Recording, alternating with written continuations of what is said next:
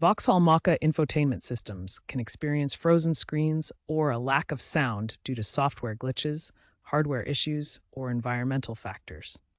The first step is a simple reset. Hold the power button for 10 to 15 seconds.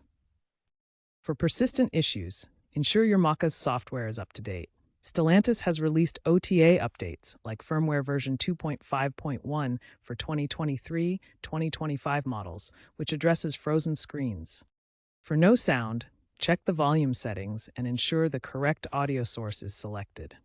If problems continue, there may be a hardware issue, like a blown fuse or a faulty amplifier, which may require professional servicing.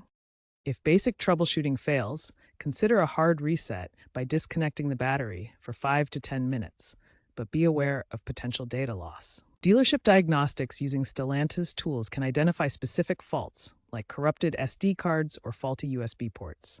For older models pre-2023, software support may be limited, making third-party fixes a possibility. Looking ahead, trends include cloud-based diagnostics for remote fixes, AI integration for predictive maintenance.